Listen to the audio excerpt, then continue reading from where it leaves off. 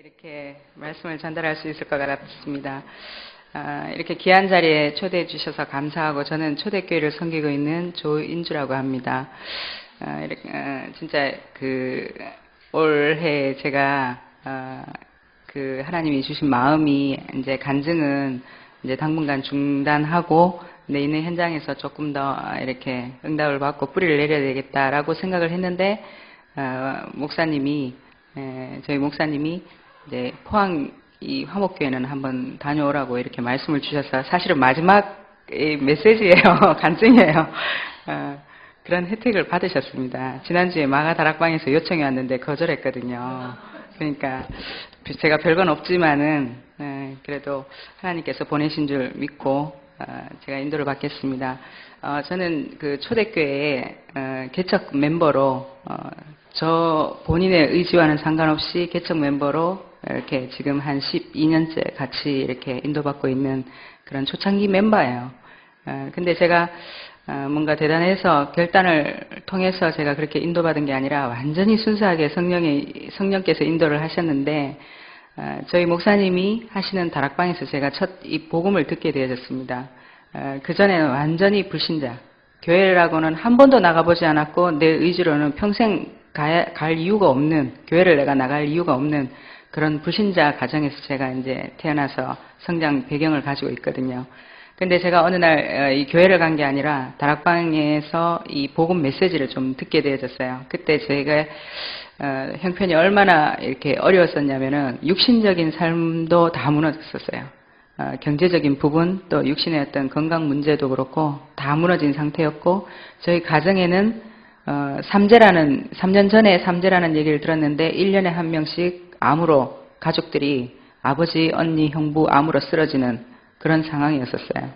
그러니까 뭐 악재라고 해도 그런 악재가 없죠. 제 스스로 생각할 때 이건 누가 내보고 살라고 하는 게 아니라 죽으라고 하는가 보다, 이 생각이 들 정도로 정말 절망스러웠었거든요. 그때 제가 이 복음을 듣게 되어진 겁니다. 저는 이 복음을 들을 당시에 그냥 가벼운 어떤 제 마음에 이런 고통의 문제, 정신적인 이런 문제만 좀 해결을 해줘도 자꾸 죽을 것 같은 마음이 올라오고 자살에 대한 이런 충동이 자꾸 생기더라고요. 그것만 좀 이렇게 예수가 누군지는 모르겠지만 이 마음을 좀 잡아줄 수 있는 것 같으면은 예수 한번 믿어볼까? 그 마음으로 사실은 그 다락방을 인도를 받았는데, 제 인생의 터닝 포인트가 되고 진짜 전환점이 될지 저는 몰랐었습니다. 제가 태어나서 보니까 저희 엄마는 절에를 열심히 다니고 계시는 그런 영적 배경을 가지고 계셨고, 또 저는 4살 때, 저는 모르고 있었는데 4살 때 수아마비를 알았는데 그 후유증으로 그때부터 저는 다리를 저는 장애인이 됐었어요. 그래서 제가 이제 이 생각이 나는 그런 어린 시절은 왜 내가 이렇게 다른 사람과 다르지? 왜 나는 이렇게 다른 사람은 쉽게 할 수 있는 그런 일들을 왜 이렇게 어렵게 해야 되나 하는 것들이 어릴 때부터 저 자신의 한계로 이렇게 많이 와졌었어요. 그러다 보니까 뭔가 어릴 때부터 나도 모르게 막 이 비교의식, 피해의식, 열등감 이런 것들이 제 안에서 이렇게 올라오더라고요. 그 같은 형제인데도 불구하고 왜 사남매 중에 왜 나만 엄마가 이렇게 장애로 예방접종을 제때 못해서 이렇게 장애로 살도록 이렇게 방치했냐, 이런 상처가 있으니까 특히 부모에 대한 원망과 이런 이 상처들이 이제 특히 저희 엄마한테 막 언어 폭력으로 막 이렇게 나와지더라고요. 그러니까 저희 엄마는 오히려 저 때문에 마음을 비우고 수양한다는 의미로 더 종교에 빠졌었어요. 더 깊이. 안 그러면 딸이지만은 그런 막 시달리는 부분에 있어서 본인도 견딜 수가 없었겠죠. 그런 상황이었고, 저는 저대로 어릴 때부터 그런 상처 속에서 또 하는 것마다 안 된다고 생각하니까 어떻게 보면 절망할 수밖에 없는 그런 환경이다 보니까 처음부터 나는 안 돼, 나는 행복하지 않아, 난 재수가 없어, 이런 것들이 어릴 때부터 저 안에 이렇게 각인되어졌었어요. 그런 이제 어린 시절을 거치고 중학교, 고등학교가 될 때면은 이제 학업보다는 뭔가 이제 방황이라는 걸로 제 영적 문제가 이제 드러나기 시작했을 때인데, 학업이 제대로 안 되는 거예요. 관심도 안 가지고 집중이 안 되어져요.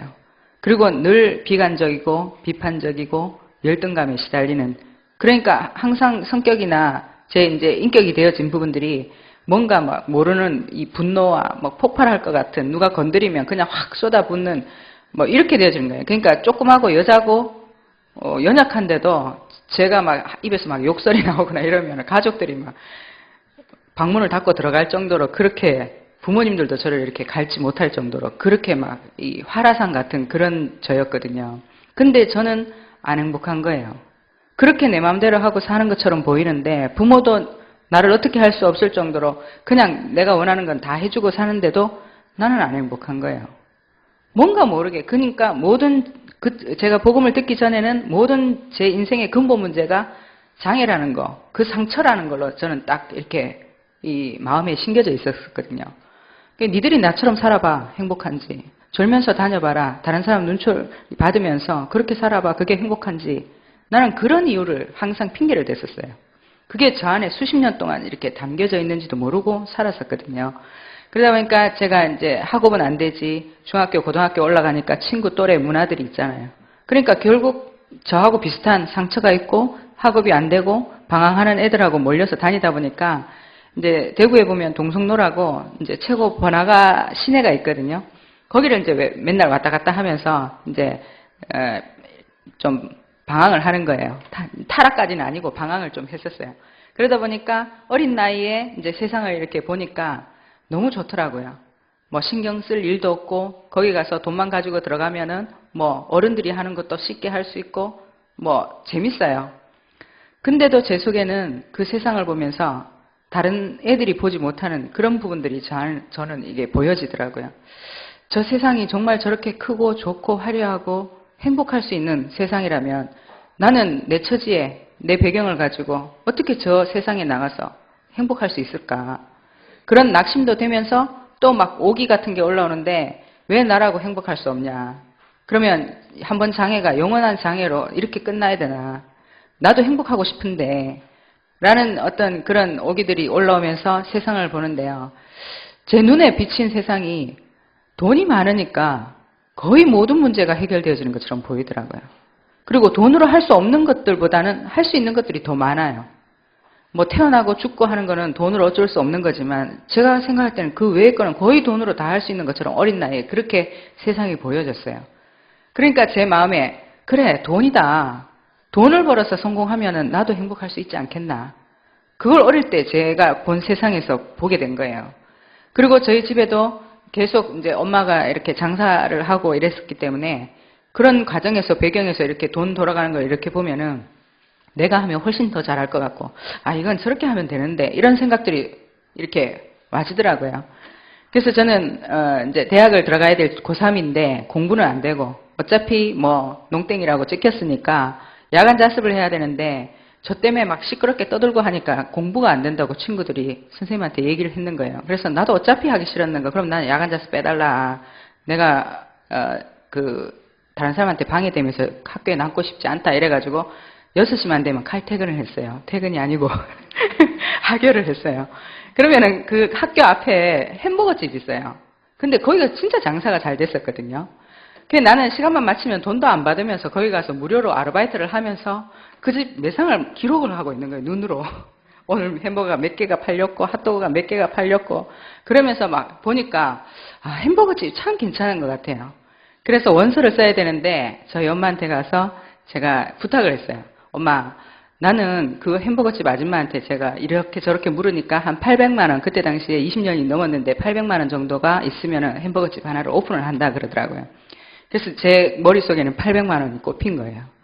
이걸 어떻게 말을 하지 이러다가 원서 얘기가 이제 나왔는데 제가 엄마 4년을 학교 다니면서 나는 도저히 못한다. 끝까지 졸업할 자신도 없고 차라리 엄마 그 돈으로 800만 원을 내게 지금 주면은 내가 오히려 세상에 나가서 성공해가지고 엄마를 더 이렇게 효도하면서 잘 모실 테니까 나 햄버거집 하나만 열어달라고 그 얘기를 했다가 3일을 짝살나게 맞았어요. 고3이 공부 안 하고 학교를 우리 엄마 평생 소원이 이 사남매를 공부시키는 건데 엉뚱하게 그런 얘기를 하니까 이제 우리 엄마도 속이 상해가지고 이제 막 밥그릇 날라오고 뭐 주걱 날라오고 하더라고요. 그리고 겨우 우리 엄마가 그럼 2년째라도 전문대라도 나와야 된다 앞으로는 이래가지고 전문대를 들어갔는데 저는 2년 동안 학교를 다니면서 이게 마음이 안 당기니까 내가 왜 여기서 이 시간을 썩어야 되는지 모르겠더라고요. 그런 과정들을 거치면서 제 속에는 오직 돈이었어요. 돈 있으면은 행복할 수 있다. 그런 마음으로 2년을 졸업하고 이제 딱 나왔는데 그때는 저희 엄마가 제가 이제 막 며칠을 막 쪼르니까 할 수 없이 저희 그 중학교 때 저희 집이 한번 이렇게 좀 경제적으로 굉장히 많이 어려움을 당했었거든요. 그렇기 때문에 더 제가 방황했는지도 모르는데 그동안 저희 엄마가 알뜰살뜰 해가 집을 한 칸 마련했는데 저희 엄마가 집을 담보로 해서 5천만 원을 저한테 이렇게 주시더라고요. 이게 우리 집 전 재산이다. 네가 진짜 이거 단디해야 된다 이러면서 5천만 원을 주셨어요. 제가 그때 22살 때였거든요. 그 5천만 원을 받고 제가 동성로라는 그 지역으로 들어가서 가게 점포란을 얻고 이제 장사를 시작하게 됐어요. 그 장사가 뭐였냐면은 수입 향수 전문점이었어요. 그때는 대구에 수입 향수 전문점이 없었어요. 제가 최초였고 백화점도 저보다 물건이 적을 정도로 그렇게 이렇게 향수가 귀할 때였는데 제가 원하는 걸 제가 했기 때문에 저는 공부는 그렇게 못했는데 이 사업을 하는 데는 완전 올인을 했거든요. 1년 동안 돈을 벌면은 그걸 다 물건을 산 거예요. 부산에 국제시장 가고 또 서울에 남대문 시장 가고 또 보따리 장사들 알아가지고 일본 뭐 대만 중국 가는 분들한테 부탁해서 향수를 밀수입이죠. 그러니까 이렇게 해가지고 1년 동안 창고에 물건을 가득 채워놓은 거예요. 그러니까 그때부터 이제 소문이 나는데 저 집에 가면은 향수가 제일 많다. 이제 이런 소문들이 나니까 그때부터 막 돈이 눈에 보이듯이 장사가 되는 거예요. 그러니까 제가 그렇게 소원했던 그 돈이 들어오니까 잠시 행복한 것처럼 느껴지더라고요. 그러니까 어떤 또 이 생각들이 저한테 가치관들이 바뀌냐면은 그동안 그 상처 속에서 뭔가 이렇게 억압되어 있던 그런 부분들이 또 돈을 만지고 돈을 버니까 반대로 세상이 굉장히 우습게 보이고 가난한 사람들이 죄인처럼 느껴지고 무능한 사람들이 굉장히 볼품없는 인생으로 보이더라고요. 나는 이렇게 장애를 가지고도 이렇게 노력하니까 되는데 왜 저 사람들은 멀쩡한 육신을 가지고 부모 도움 받아가지고 또 이 부모한테 용돈 받으면서 저렇게 인생을 소비해야 되냐 그런 생각들이 드니까 굉장히 막 이렇게 좀 이렇게 돈의 가치로 사람을 볼 수밖에 없는 그런 부분으로 또 바뀌어지더라고요. 그러면서 저는 제가 조금 예를 들어서 어릴 때부터 있었던 예를 들면 공허라든가 인생이 왜 이렇게 그 외롭지라고 생각되어지는 그런 생각들이 있으면은 저를 막 또 이렇게 채찍질해서 내가 더 돈을 벌어야 되는데 양에 안 차서 이런 마음들이 생긴다 이래가지고 더 열심히 살았어요. 그렇게 10년을 하루도 쉬지 않고 저는 365일 일했거든요. 명절 때도 직원들은 휴가를 주지만 저는요. 문만 열면 돈이 들어오니까 쉴 수가 없는 거예요. 제가 노예된지도 모르고 사실은 10년 동안 그렇게 제 자신을요. 친구들이 여행 가고 또 이 시집 가고 장가 가고 할 때 저는 제가 원하는 목표 그게 이루어지기 전까지는 절대로 나를 쉬게 할 수 없다 이렇게 생각하고 저는 열심히 살았어요. 그러면서 한국에 그 97년도에 IMF가 왔었거든요.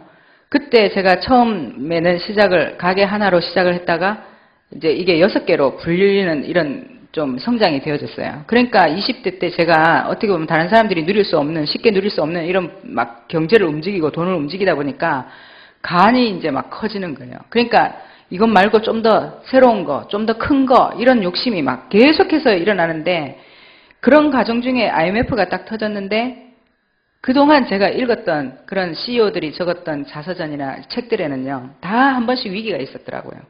처음부터 막 이렇게 승승장구했던 그런 사람 한 명도 없어요. 완전 위기 시대 그리고 절망할 수밖에 없는 그런 상황 속에서 다시 일어난 사람들이 지금 완전 성공의 가도를 달리는 것들을 책을 통해서 보면서 제가 느낀 게 뭐냐면요. IMF가 왔는데 제 주위에 있는 사람들은 다 이 가게 규모를 줄이고 사업을 예를 들어서 좀 쉬고 접고 이러는 상황이었는데 저는 제 안에 무슨 믿음이 있었는지 이게 내게 주어진 절호의 기회라는 생각이 딱 들더라고요. 그래서 이때 도전하는 거다. 이래가지고 막 사들이고 막 다른 사업을 하려고 확장을 하고 이런 상황이었어요. 또 제가 그렇게 제 자신만으로 자신만만했던 게 아니고 저희 엄마는 절에 다니면서, 저희 엄마가 그때는 30년을 절에 다니시는데, 절에 다니면서 깊이 명상을 하는, 이 화두 닦는다라는 그런 그 도반들이 있거든요. 성 공부를 하는 그런 그 화두를 닦는 도반이셨어요.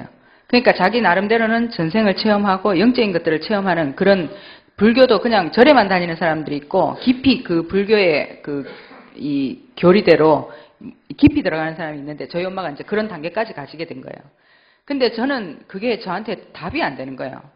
제 갈급함을 채울 수가 없더라고요. 그래서 주위에 이제 언니들이 보니까 한 번씩 어딜 다녀오고 그 말을 듣고 가게를 사고 파는데 다 이렇게 뭐 그 말이 용하다 그러고 뭐 이런 얘기를 해요. 그래서 처음에는 제가 왜 자기 의지대로 사는 거지 저런 데 가서 묻냐 이렇게 생각했는데, 정말 중요하고 큰 이제 사업을 하려고 하니까 제가 흔들리더라고요. 제 속에서.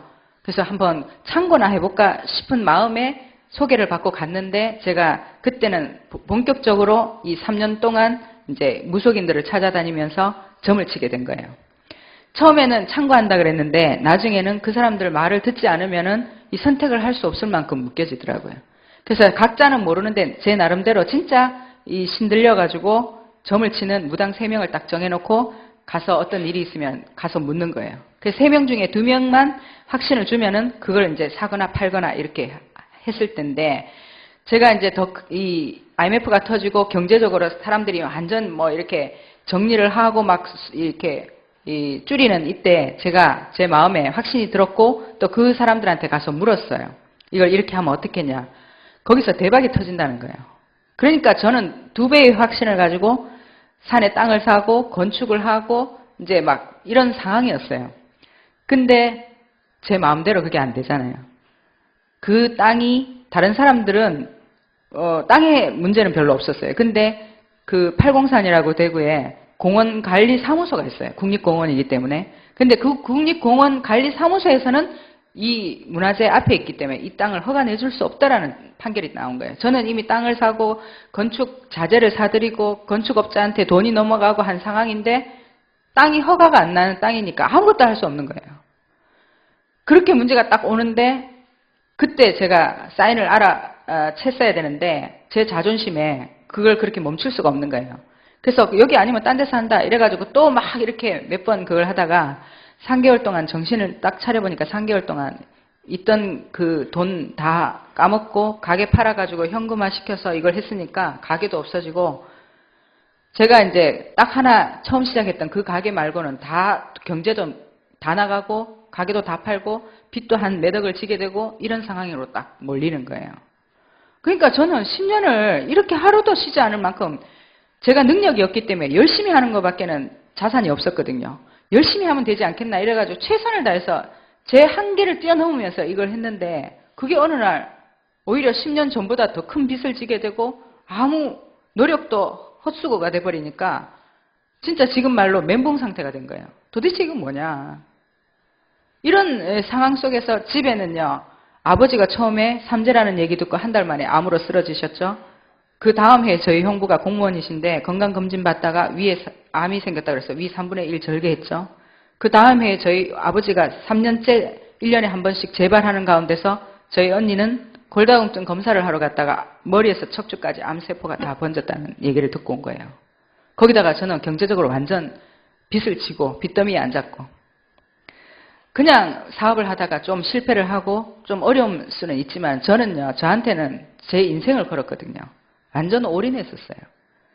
그래서 다른 걸 다 포기하고 그 일을 했는데 그게 어느 날 무너지니까 옛날 과거에 있었던 그 상처로 제 마음이 싹 돌아가더라고요. 그래, 나같이 재수없는 게 뭘 열심히 하면 된다고. 깝죽된 그게 오히려 웃기고, 제가 무당들한테 가서 점을 칠 때마다 이 생년월일을 넣잖아요. 그러면 늘 이게 한 번도 빠짐없이 제가 그 얘기를 들었어요. 네 운명이, 네 팔자가 좀 세다. 귀에 딱지 않도록 그 소리를 들었어요. 그리고 그분들이 하는 말이 운명은 절대로 바꿀 수 없다. 이렇게 얘기하면서 이 문제는 점으로, 구수로, 부적을 붙임으로 이건 좀 임시방편으로 이렇게 넘어가자. 이렇게 얘기했었거든요. 그러니까 그 소리가 저한테 들을 때는 몰랐는데 제가 진짜 무너지고 나니까 그래, 그렇게 바뀔 수 없는 운명을 내가 온갖 노력을 다하고 온갖 방법을 다해서 이 운명을 바꿔보려고 했지만 결국은 내 운명은 안 되는 운명이었구나. 이런 절망이 저한테 오니까 집에 들어가도 안식할 수 없는 상태죠. 환자들 방방마다 누워있지. 밖에 나오면 매일 빚을 갚아 나가야 되는 상황이지. 제가 더 이상 살아야 될 이유가 없는 거예요. 그게 당연히 죽고 싶다. 죽는 게 낫지 않겠나. 이 운명을 내가 바꿀 수 없는 것 같으면은 내 스스로 죽는 거다. 그게 운명을 바꾸는 유일한 길이다. 이런 생각이 들 정도로 제가 절망스러웠어요. 생각은 그렇게 했는데 그때부터 이 마음에요. 뭔가 극도로 불안해지고 그러면서 지금 생각하면 공황장애 증상이 좀 있었던 것 같아요. 진단은 못 받았지만 그 불안해지면서 제 마음에서 죽을 것 같은 마음이 여기까지 막 차오를 때가 있으면 도저히 못 참겠는 거예요. 그때 이제 제가 먹지도 못하고 자지도 못할 상황인데 병원 가가지고 이제 우울증 약, 불면증 약을 이제 처방받아서 오는데 그걸 이렇게 좀 모아놨더니 주먹만큼 이렇게 모아지더라고요. 그래서 그걸 까만 비닐에 가방에 6개월 정도를 가지고 다녔어요. 소주 2병 먹고 이제 이거 먹고 죽는다. 겨울에 얼어 죽으면 좀 편안하게 죽을 것 같더라고요. 막 죽는다는 생각을 하니까 어떻게 죽으면 고통 없이 죽을까 이 생각을 하다 보니까 막 뛰어내리는 건 이거는요. 제가 그 밑을 이렇게 보니까 못 죽겠어요. 무서워서. 그리고 막 차에 그냥 끼어들어 볼까 이렇게 생각했는데 나는 그렇게 죽지만은 저 운전자는 나 때문에 감옥 갈 거 아니냐 이 생각을 하니까 별 걱정을 다 하지만은 또 그렇게 못 하겠더라고요. 그러다 보니까 가장 쉽게 그래도 고통 없이 죽는 게 제가 이제 소주가 2병이 주량이니까 그거 먹고 이제 약 먹고 겨울에 이렇게 추운 데서 잠자듯이 자면은 그래도 고통 없이 죽을 것 같은 거예요. 그런 생각을 늘 하니까 이게 정상적으로 사라지지가 않잖아요. 그러니까 막 이 장사를 할 때는 또 장사를 해야 되니까 할 때는 잊어버리지만은 빈 시간이 오면 나 자신의 생각을 못 넘어서겠는 거예요. 그러니까 할 수 있는 거는 술밖에 없는 거예요. 그냥 막 술을 마시고 그냥 취해서 자는, 안 그러면 잠을 못 자니까 그런 생활을 몇 달을 지속하는데 제 마음이 완전 황폐해져 있고 사는 게 아니더라고요. 그리고 그 전날도 이제 술을 먹고 제가 좀 늦게 집에 들어갔는데 새벽에 막 집에서 엉엉 우는 소리가 막 나는 거예요. 거실에서. 도대체 또 이건 뭐지? 가슴이 출렁 내려앉으면서 문을 열어보니까 저희 엄마가 막 거실에서 대굴대굴 구르는데 너건이 이제 죽는단다. 병원에서도 안 되고 1달 시한부 인생 남았는데 집에 데리고 가란다. 이러면서 막 우는데 그 오열하는 모습을 보면서 제가 도저히 못 살겠더라고요. 더 이상은 안 되겠다. 그러면서 약등 가방을 들고 오늘 죽자 이러고 나온 거예요. 근데 그 일이 있기 전 한 2주 전에 어떤 일이 있었냐면은 제가 너무 이제 막 시달리다 보니까 잠을 못 자니까요. 눈이 너무 아파가지고 눈을 감고 싶은데도 충혈이 될 정도로 그렇게 아픈데도 잠이 안 와요. 그때쯤 되면 한 일주일에 한 번씩 이제 피부 마사지실에 하는 그 원장님을 찾아가서 이제 마사지를 받는 거예요. 그러면서 팩을 올려놓고 1시간 자는 게 저한테 유일한 낙이었어요. 그때도 너무 피곤해 지쳐가지고 이제 그 마사지실 원장님을 찾아갔는데 그 원장님이 나중에 그 얘기를 하더라고요. 완전 시체같이 막 해가지고 들어오더래요, 제가. 그래가지고 마사지를 하면서 한 번씩 제가 그런 얘기를 했던 것 같아요. 이 원장님한테. 원장님 사는 게 왜 이렇게 힘들어요? 왜 인생이 이렇게 꼭 힘들어야 되냐? 차라리 죽는 게 편치 않겠나? 이런 얘기를 조금씩 흘렸던 것 같아요. 매일 만나서 술 마시는 언니들한테는 그 얘기를요. 저희 집에 일어나는 일 한마디도 못 하겠더라고요. 왜냐면은 저 집 구석 왜 저래 재수없노? 이 얘기 들을 것 같으니까 말을 못 하겠어요. 근데 저하고 별로 관계도 없고 한 번씩 만나는 이 사람한테는 제가 어디든 이걸 쏟아붓지 않으면 안 되니까 조금씩 얘기를 했던 것 같아요. 근데 이분이 저희 목사님이 하시는 다락방에서 은혜를 받고 계시는 이제 분이셨는 거예요. 저는 몰랐죠. 그날도 가가지고 마사지를 하고 이제 속고팩을 이렇게 얼굴에 얹어놨는데 이분이 제 손을 이렇게 딱 잡으면서 인주 씨 혼자서 너무 그렇게 괴로워하지 말고 하나님 말씀 한번 들어볼래요? 이 얘기를 했어요. 근데 저는 그 누워있는데 속에서 뭐가 확 올라오는데 받치는 거예요. 이 사람이 도대체 지금 내한테 무슨 소리를 하노?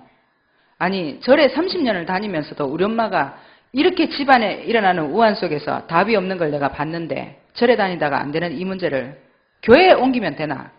저는 종교를 한번 바꿔봐라 이렇게 이해를 한 거예요. 그러니까 이분이 하는 말이 제 속에 있는 상처를 그냥 확 올라오게 하는데 너무 참을 수가 없는 거예요. 아니 사람이 좀 안 됐다고 예수까지 믿어야 되나? 막 이런 생각들이 제 속에서 올라오는데 그 자리에 있을 수가 없더라고요. 그 속고팩을요 확 잡아댔다니까요. 그게 좀 굳으면 딱딱해지거든요. 근데 워낙 성질이 급하니까 막 확 잡아떼고는 제가 막 성질을 내면서 내한테 이런 얘기 할 것 같으면 다시는 여기 안 오겠다면서 기분이 너무 상해가지고요. 그리고는 뛰쳐나왔었어요.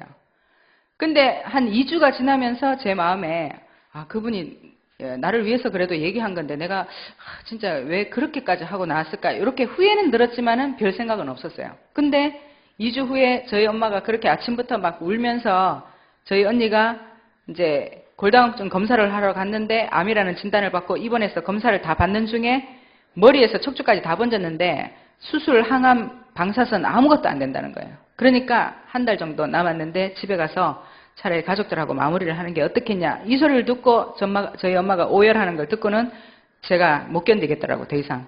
그리고 아침에 딱 나왔는데 갈 데가 없는 거예요. 그 시간에 가게를 문 여는 것도 아니지. 뭐 친구를 만날 수도 없지.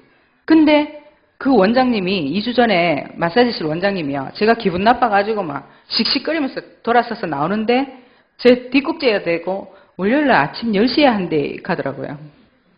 근데 그날이 월요일이었어요. 그 말이 그날 생각이 나는 거예요. 월요일 아침 10시.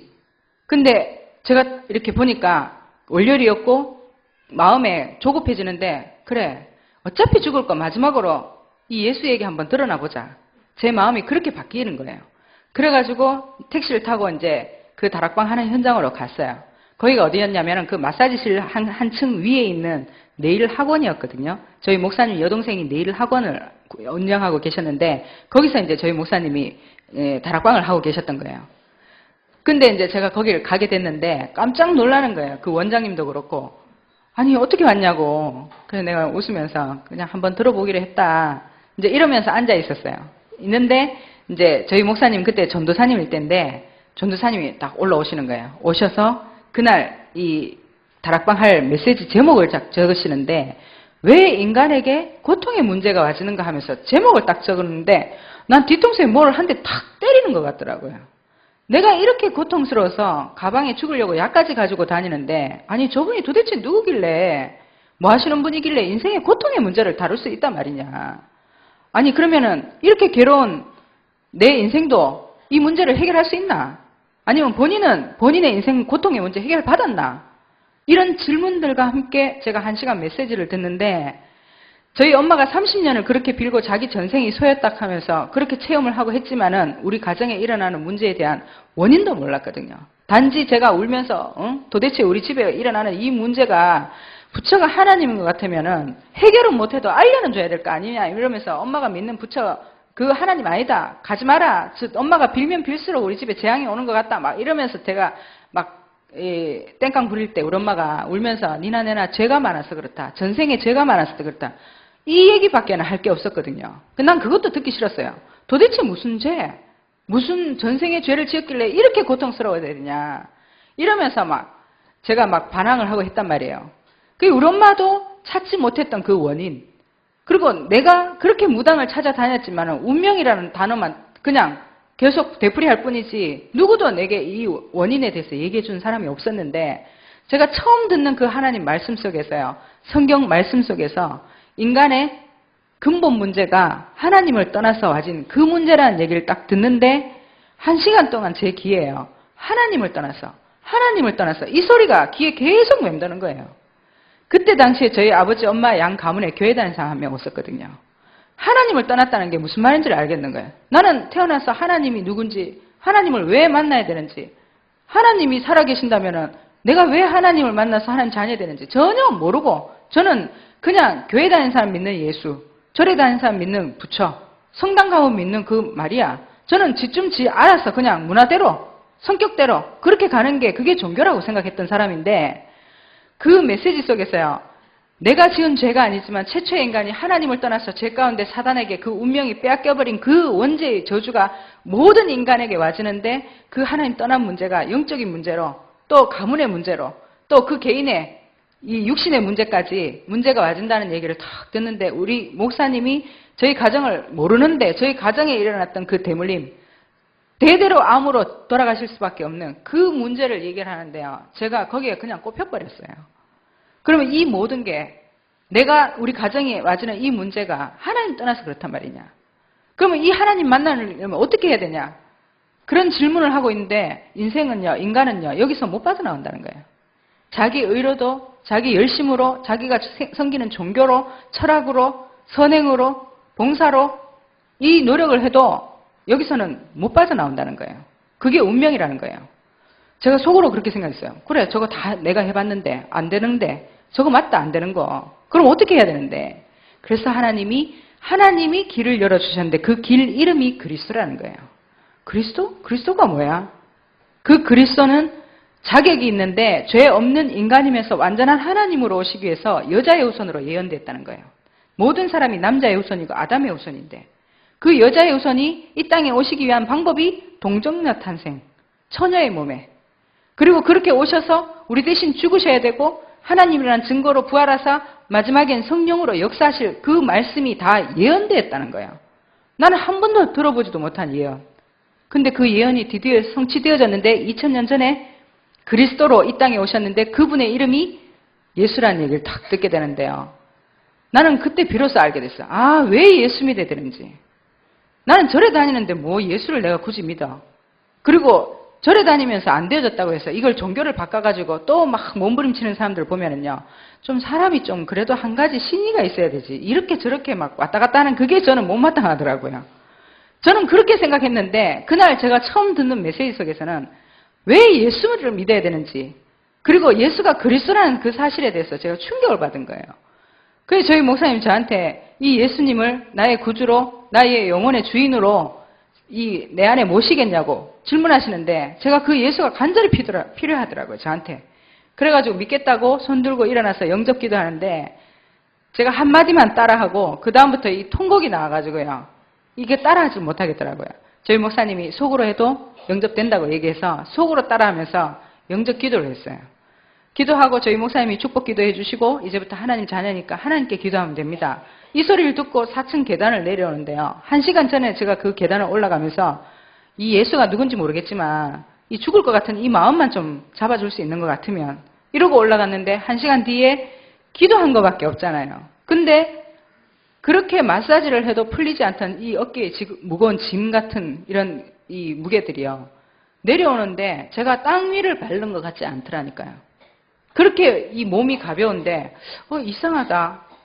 이런 생각이 들었었어요. 거기서 저희 가게까지 한 10m를 걸어가는데 역시나 뭔가 막 가벼움이 와지고 그렇게 불안하고 두렵고 막 조급하고 했던 제 마음이 이상하게 편안한 거예요. 환경은 하나도 안 바뀌었는데 기도라는 걸 하고 내려왔는데 이 마음에 뭔가 평안함이 와지는데 이거 이상하다.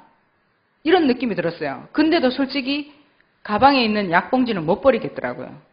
이거 체면에서 풀리면은 체면 깨고 나면 더 심각한 상태가 올 수도 있다. 이거 좀 지켜봐야 된다. 이런 생각이 들어서 쉽게 약은 못 버렸지만은 제 마음에는 뭔가가 달라지는 거예요. 그게 일주일을 가더라고요. 일주일 만에 제가 약봉지를 버리면서 이 예수가 뭐가 있다라는 생각이 들었어요. 그리고 이 예수를 좀 더 알아야 되겠다는 갈급함이 생겼어요. 그때부터 저희 목사님한테 다니시는 현장을 따라다녀도 되겠냐고 묻고 따라다니기 시작했어요. 365일 쉬지 않고 가게를 비울 수 없던 제가 개출하고 있잖아요. 친구들끼리 개를 하잖아요. 개하는 1시간이 아까워서 친구들 불러서 맛있는 거 사주면서 가게에서 개를 할 정도로 저는 그 가게를 마음에서 접지를 못했단 말이에요. 근데 그때부터 아르바이트생 2명 세워놓고 목사님 다니시는 현장에 제가 따라다니기 시작한 거예요. 그때마다 불신자 상태 6가지 그리고 운명 그 속에서 빠져나오는 그 그리스도 구원의 길 얘기를 들을 때마다 제 속에서 뭔가가 막 씻겨나가는 느낌이 드는 거예요. 이거 하나를 몰라가지고 이렇게 저주받았단 말인가. 그러면서 제가 제일 생각나는 사람이 저희 엄마였어요. 제가 이제 저희 엄마한테 가가지고 막 엄마 우리 살 길이 생겼다. 이제 예수 믿으면 된다. 이러면서 막 전했는데 저는 저희 엄마가 이 소리를 한 번도 듣지 못해서 못 들었지 듣기만 하면 저처럼 충격받을 줄 알았어요. 근데 저희 엄마 하는 말이 집안에 종교가 2개면 집구석이 망한다는 거예요. 나는 그 소리를 듣는데 너무 기가 막혀서 엄마 이거보다 더 망한 집구석 봤나? 사람이 죽어서 장사 지내야 된단다. 예수 믿기만 하면 운명이 바뀐다. 이렇게 막 울며불며 얘기했는데도 저희 엄마가 완강하게 거부하는 거예요. 그때 제가 이게 듣는다고 깨달아지는 게 아니라는 걸 처음 깨달았어요. 안 되니까 저는 그러면 기도밖에 할 수 없으니까 이제 막 제가 아는 사람들한테 제가 아는 모든 사람이 거의 100% 불신자니까 이 소식을 전해야 되는 거예요. 저는 급한 거예요. 그때 제 눈에 보인 세상은요. 신자와 불신자 이렇게밖에 안 보이더라고요. 저 사람이 교회를 다니고 예수를 믿는 것 같으면 구원받은 사람이고 그렇지 않으면 불신자고 지옥을 가야 되는데 제가 볼 때 얼마나 급하겠어요. 그래가지고 막 메시지가 정리된 것도 없어요. 지금 생각해보면 이 불신지옥, 예수천당 주로 그 내용인데 그래도 제 마음은 뜨거웠던 거예요. 제가 아는 언니들은 술을 사줘야 모이니까 술 사주면서 술 따라주면서 예수 믿어야 된다고 얘기하니까 이분들이 하도 기막힌 얼굴로 야, 니 언제는 어느 절에 스님이 법문이 기가 막힌다 하면서 우리 데리고 가가지고 다 듣게 만들더니 또 언제는 귀신 들린 지 얼마 안 됐다 용하다 이래가 막 데리고 차 태워가지고 무당집에 가가지고 점치게 만들더니 니 이제 우리 보고 예수까지 믿으라 하나 이렇게 하더라고요. 사실이 맞거든요. 그게 맞지만은 저는 예수 믿고 이게 다른 종교하고는 다른 걸 제가 느끼잖아요. 그러니까 그 얘기를 안 듣는 그 언니들을 보면서 제가 이 무식한 것들 그래 평생 그래 살아라 하면서 막 싸우고 그러고 나오고 막 이랬거든요. 근데도 제 마음에는요. 어쨌든 막 이걸 전해야 되는 거예요. 그래서 오는 손님들 차 사주면서 앉혀놓고 복음 전하고 별 메시지도 없었는데도 그때도 하나님이 영접되어지는 그런 은혜를 하나님 주셨어요. 그러니까 저는 막 이렇게 억압되고 상처 속에서 이런 인생을 살다가 예수 믿고 나니까 모든 게 완전 달라지는 거예요. 그러니까 날마다 막 천국 같고 생전 관심도 없던 들의 풀이나 나무를 보면서 저거 하나님이 창조 안 했겠나? 누가 저걸 만들었겠나? 싶고 막 세상이 달라 보이는 거예요. 그러니까 막 제 얼굴이 사람들이 막 니 요새 얼굴이 너무 편해졌다 달라졌다 막 이러니까 저는 너무 행복했었어요. 그게.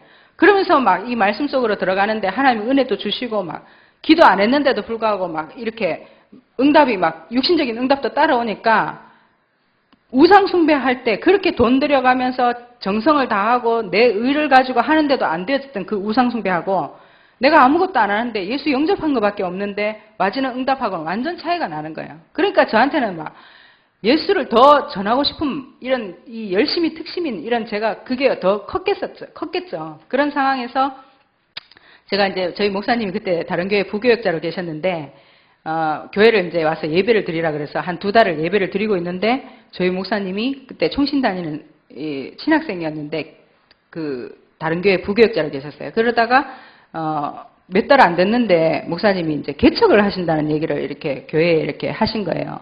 그래가지고 이제 뭐 개척을 하신다는 얘기를 저도 이렇게 듣는데 교회를 한 번도 안 나가본 제가 이제 개척을 한다는 개척이 뭐지? 이러고 이제 옆에 분위기를 이렇게 보니까 뭐 따로 개업을 하시는갑다 이렇게 생각이 들더라고요. 나름대로.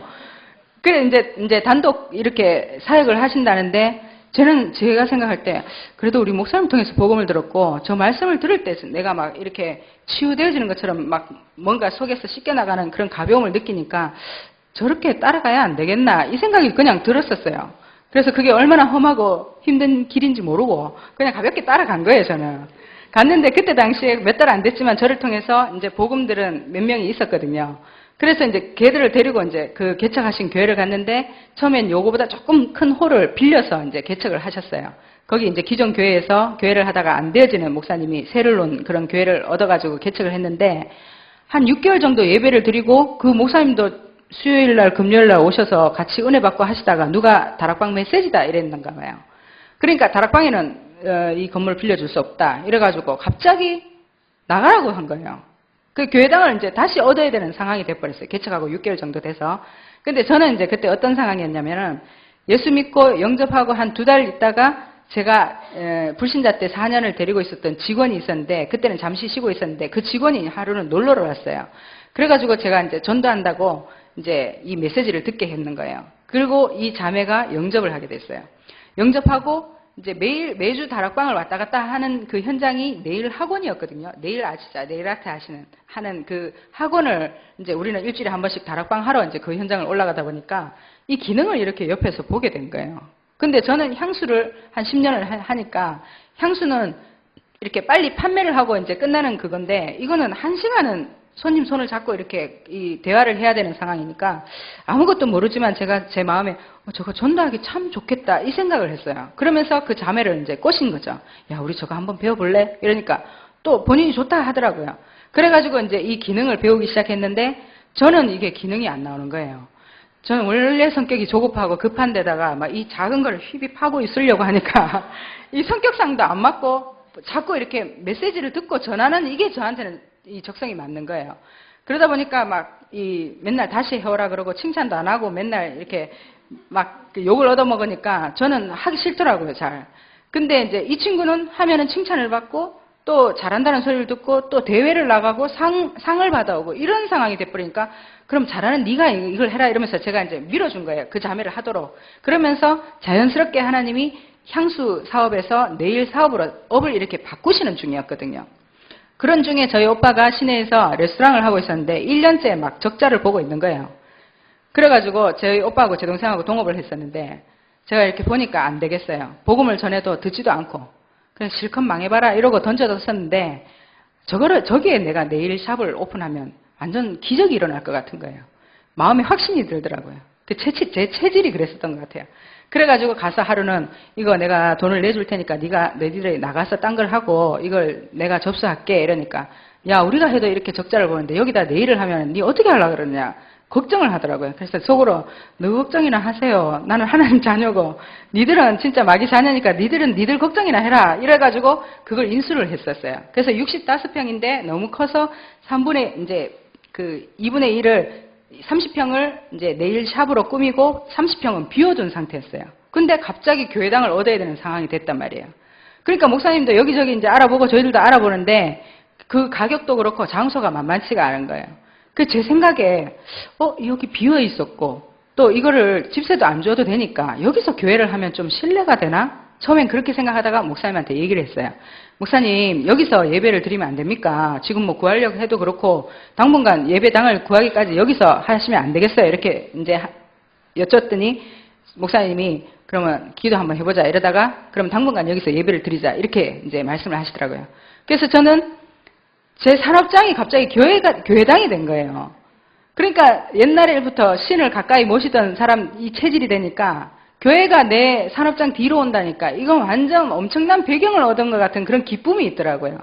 그러니까 얼마나 기쁜지 막 이제 별거 아니지만 레스토랑 할 때 쓰던 장의자, 소파 3개짜리 있잖아요. 그거 몇 개 놓고 또 교회라고 하니까 이제 칠판 화이트보드 이제 그거 사놓고 또 교회인데 싶어가지고 그 기독서점 가서 15,000원 주고 나무로 된 십자가 그거 자그마한 거 하나 달고 보면대 왜 음악 이런 튼튼한 보면대도 아니고 외다리 보면대 있어요. 흔들흔들 하는 거 양쪽에. 그거 하나 놓고 예배 드리는데 저는 마음에 이렇게 뿌듯할 수가 없는 거예요. 내가 복음 들은 지 그때가 한 1년 정도 됐을 때거든요. 내가 새신자에 불과한데 하나님이 이렇게 축복을 하시는구나 이래가지고 기쁜 마음으로 이제 예배를 드리기 시작하는데 눈물도 나고 막 감격해가지고 혼자 막 그랬었어요. 근데 제가 이제 네일샵을 2층에 오픈한 지 한 3개월 정도 됐을 때거든요. 그래서 매출이 이제 점점점 올라갈 그쯤이었어요. 근데 희한하게 하나님 절대적인 계획이 있었으니까 그렇겠지만은 교회당을 제 산업장 뒤로 옮기고 나서부터 장사가 안 되는 거예요. 손님 발길이 딱 끊어지는 거예요. 진짜 희한하게. 그때 이제 그 월세가 230만 원 그 월세였는데 만만치가 않잖아요.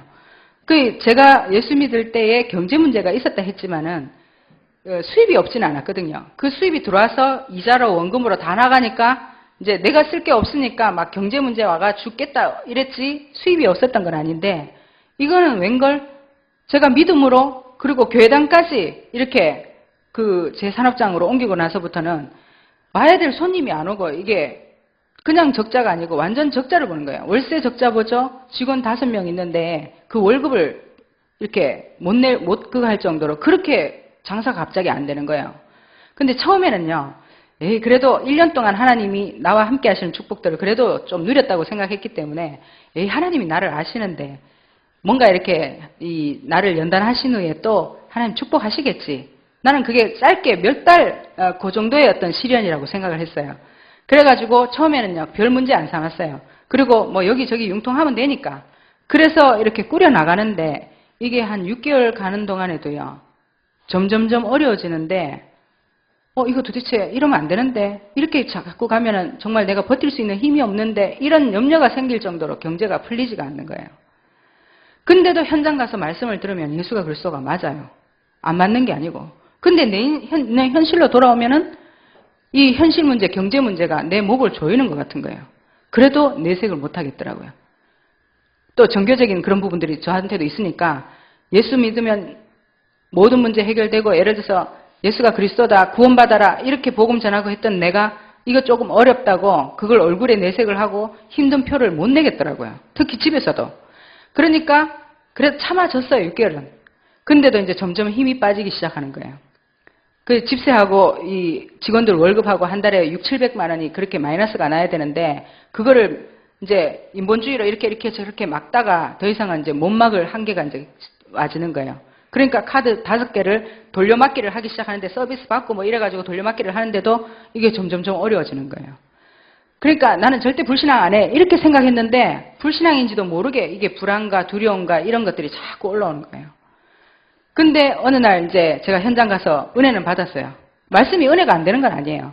그리고 이제 매장을 갔는데 그날따라 막 마감할 때가 됐는데 이거 도대체 하루에 얼마 매출을 올렸겠나 싶어서 이제 매상을 이렇게 본다고 이 장부를 이렇게 펼쳐봤는데 제일 위에 한 칸이 딱 적혀 있는 거예요.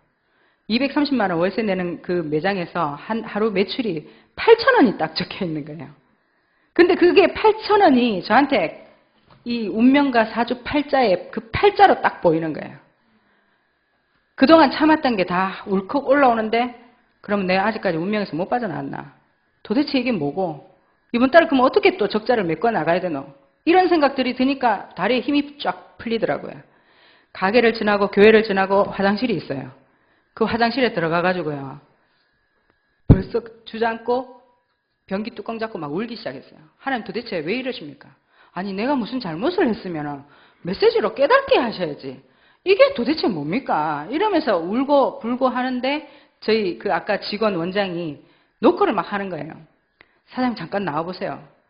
왜?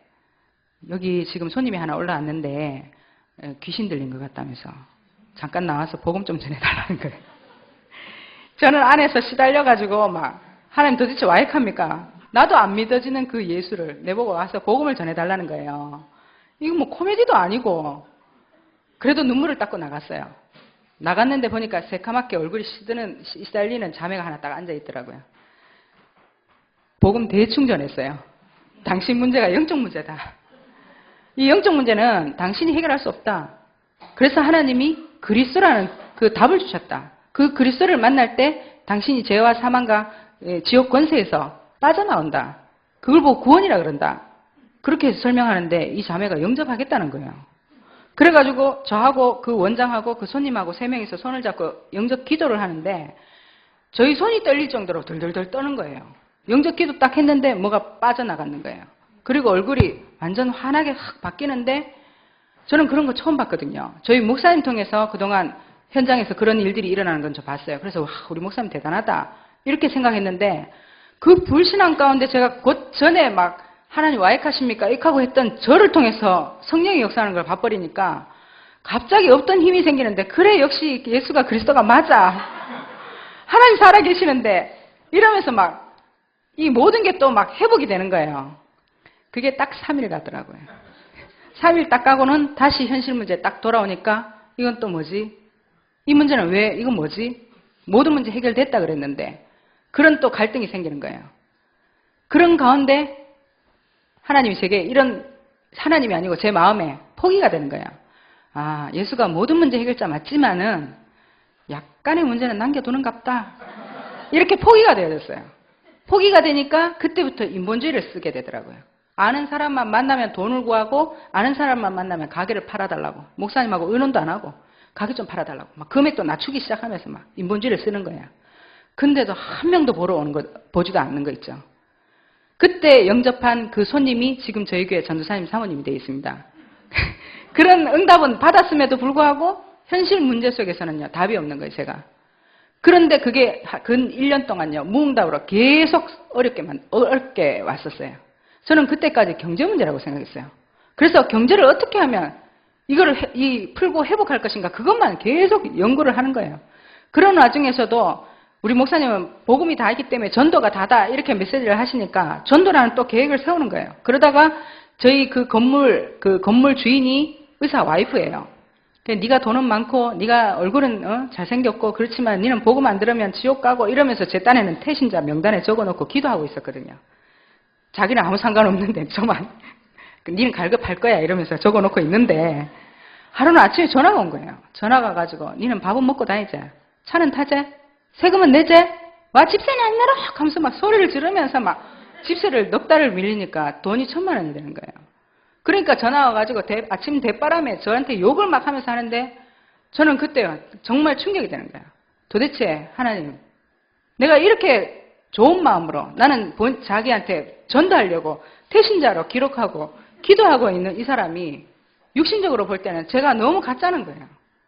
돈도 없고 집세도 밀리고 그러면서 약속도 안 지키는 언제 준다 해놓고도 돈이 안 되니까 못 지키잖아요.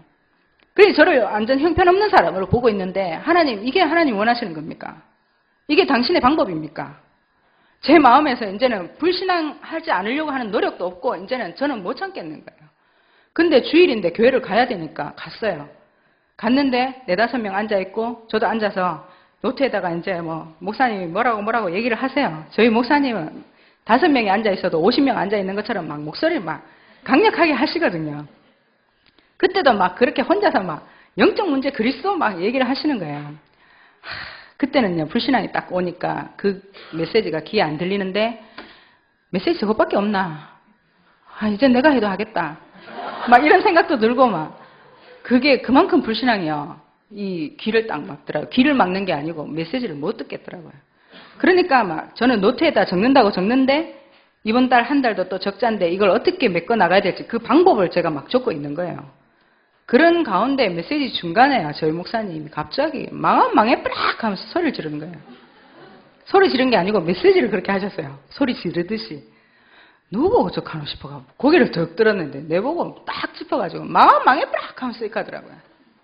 저는요 이 고민을 하고 있고 머리를 쥐어짜갖고 지금 막 어떻게 이걸 또 한 달을 넘어가야 되는데 이 생각을 하고 있는데 갑자기 망해뿌락 이 소리가요.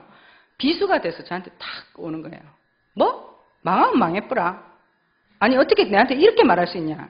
내가 지금 저희 목사님이 개척을 하고 나서 저한테 장부 하나를 딱 주시더라고요. 까만 장부.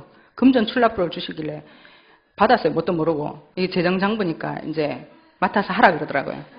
그래 나는 뭐 10년 동안 장사를 했는데 그거 정리 못 하겠습니까? 들어오고 나가는 거 할 수 있죠. 그래가 맡았는데 이게 자꾸 나가고 이렇잖아요. 그래도 은혜가 있을 때는요. 내 좀 적게 쓰면 되지 뭐. 헌금할 거 하고 더 하면서도 그렇게 넘어갔었어요. 근데 제가 어려움 당하니까요.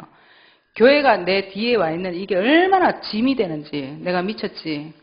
그때 기도도 안 해보고 성급하게 감동받아가 그냥 여기 오면 안 되겠습니까? 이래가 오게 해놓고는 이제 띠도 못하고 아는 사람마다 이거 좀 팔아달라 하면서 부탁을 해야 되는 상황이 오고 적자를 보는데 내만 적자 보는 게 아니라 교회 마이너스는 마이너스대로 나니까 이걸 메꾸지 않으면 우리 목사님이 그때 총신 다니고 계셨고 또 저희 목사님은 지금도 그렇지만은 또 전도사 하나 불러가 훈련시켜야 된다 하면서 또 하나 데리고 와 있었거든요. 성도 5명에 교육자 2명 1:1 개인 양육도 아니고 이렇게 지금 이 어려운 형편 속에서 이걸 메꿔 나가고 있는데 내가 이렇게 그것도 내 혼자 이거 뭐 어떻게든 책임감이 있으니까 이걸 그냥 다시 못하겠다 던져주면 되는데 그건 또 안 되는 거예요. 맡은 게 있는데 싶어가지고 막 이래저래 머리 써가면서 하는데 갑자기 망하면 망해뿌라 이렇게 하는데 속에서 확 올라오는데 망하면 내 혼자 망하나. 교회는 왜 할 건데. 아니 내가 지금 어떻게 살아가고 이 살림을 지금 2집 살림을 꾸려나가고 있는데 내보고 망하면 망해뿌라. 사람이 저렇게 얘기할 수 있나. 그동안 참았던 게 억울하고요. 그래 이때까지 참았던 건 내 신앙 양심이고 더 이상은 못하겠다. 이 한계가 탁 오는 거예요. 그 말 듣고 메시지 중에요. 가방 들고 나와봤다니까요. 교회가 옆밖에 없나. 씻고 막 다음 주부터 하나교회 간다 막. 그때 제일 부러운 게요. 교회에 막 수백 명 앉아 있어가지고 목사님이 내가 누군지도 모르고 나도 목사님한테 인사 안 해도 되고 그런 가벼운 관계로 그냥 뒤에 살짝 앉아 있다가 예배드리고 너무 좋은 가벼운 마음으로 왔다 갔다 하는 그 신앙 종교 생활하는 게 제일 부러운 거예요. 내가 왜 여기 얻어 걸려가지고 나는 그냥 말씀 받으려고 여기 왔는데 이 개척교회를 만나가 지금 이 어려운 상황에 도래해가 내가 이걸 어떻게 해야 되나? 그런 제 마음의 어떤 상태도 모르고 목사님은 마음 망해버락 하면서 그 얘기를 하는데요. 도저히 못 참겠는 거예요. 그래가지고 그 얼굴로 갈 때가 있습니까? 집에 가가 문 딱 잠가놓고 분이 안 풀려가지고요. 앉았다 일어났다 누웠다 하면서 막 몇 시간을요. 처음에는 목사님에 대한 원망이 사람을 그렇게 반락하면서 내가 사람을 잘못 봤지. 내가 이렇게 어려운데도 위로 한마디 안 하고 조인주 성도님 언젠가는 하나님 역사할 겁니다. 기다려보이소. 이래도 내가 참을까 말까인데 뭐 망하면 망해보라. 인간이 그러면 안 된다면서. 양심도 없다 이래 생각했어요. 사람 하나를 내가 무슨 덮어 씌웠는 거지. 이건 뭐 하는 거냐. 나는 우리 아버지가 평생 무능한 걸 봤기 때문에요. 무능한 남편 만날까 봐 나는 결혼도 안 하고 살았거든요. 이거는 무능한 남편보다 더한 교회를 만나가지고 내가 지금 이거 뭐 하는 거냐 싶은 생각이 들 정도로 막 억울하고 분하고 한 거예요. 그래가지고 집에를 갔는데 막 분이 안 풀려가지고 목사님 막 욕을 막 내가 막 하고 있는데 이게 점점 하나님에 대한 원망으로 바뀌는 거예요. 그러면서 2년 전에 제가 예수 영접했는데 하나님 내 이칼라고 구원했습니까? 내가 2년 전에 그때 죽는다 안 갚니까? 그때 죽게 만들지. 이거는 내 입으로 예수가 그리스도라고 다 얘기하고 예수 믿으면 구원받고 하나님이 이렇게 축복하고 내 입으로 다 떠들었는데 이제 예수 믿고 저래 쫄딱 망하는 그런 내 모습을 다른 사람이 보는 게 그게 하나님의 소원입니까? 나는 돈을 더 빌릴 때가 있으면 더 빌리겠다. 근데 그것도 안 되고 내가 할 수 있는 건 다 해봤다. 이제는 더 이상 못하겠으니까 하나님이 알아서 하시라고 나를 불러가시든지 교회를 망하게 하시든지 나를 그냥 쫄딱 망하게 하시든지 알아서 하시라고. 그러고 너무 힘이 빠져가지고 지쳐서 누워 있었어요. 몇 시간을요. 그렇게 불신앙을 하고 발악을 하니까 막 속도 매식 꺾고요. 막 머리도 어지러지하고 막 힘이 다 빠졌어요. 그래가지고 딱 누워 있는데 그때 하나님이요. 저희 목사님은 망하면 망해뿌라. 망하는 시간표가 같으면 망해라. 망한 그 자리에서 하나님 어떻게 역사할지 모르지 않냐. 이 뒤에 것까지 다 얘기했었는데 나는 망하면 망해뿌라. 그걸 꼽혀가지고 뭐? 씩 하면서 이러고 나왔는 거예요. 근데 그 메시지를 하나님 다시 생각나게 하시는 거예요. 망하는 그 자리에서 망해라. 당신이 2년 전에 죽으려고 안 그랬나? 죽으면 이거 다 놔두고 갔어야 되는데 지금 이 고통이 그렇게 죽을 것 같냐? 당신 1년 동안 못 먹었나? 못 다녔나? 못 입었나? 그래 얘기하시는데 내 마음에 대답할 길이 없는 거예요.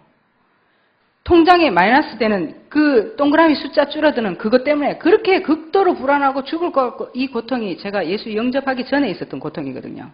근데 그게 예수 영접하고 그렇게 모든 게 회복되고 축복이다 행복이다 이렇게 생각했는데 그 문제가 다시 오니까 똑같은 상태가 와지는 거예요. 저는 그걸 몰랐었어요. 돈 문제고 경제 문제라고 생각했어요. 하나님이 지금 이 경제만 풀어주시면 하나님 나 모릅니까? 나한테 돈 주면 난 다 하나님한테 다 바친다면서 한번 줘봐라 이렇게 생각했어요. 근데 하나님은요. 저를 거기까지 몰고 가시면서 그 자리에서 하나님이 이게 네 영적 문제다. 이걸 설명하시는 거예요. 저는 누구보다도 영적 문제 잘 알았다고 생각했거든요. 제 어릴 때부터 그 상처를 말미암아 제가 돈을 우상으로 잡을 수밖에 없었던 거. 그리고 저희 가정이 암으로 대대로 대물림되어져서 그렇게 죽을 수밖에 없는 그 부분.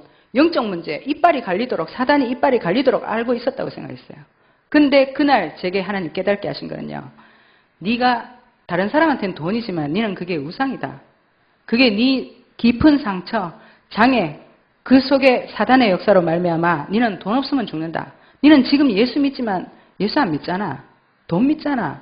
돈 없으면 죽는다는 그 생각이 네 아직도 있잖아.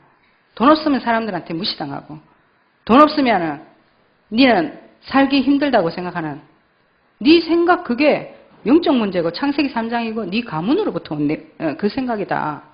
그 말씀을 하시는 거예요. 저한테. 우리 가문이요. 저희 엄마 아버지 가문이 돈 때문에 형제들끼리 안 보고 다 분리되고 이런 가정이거든요. 그 속에서 제가 태어났는데 저도 그 돈을 우상으로 잡고 돈 없으면 죽는다. 돈이 행복할 수 있다. 돈이 있어야.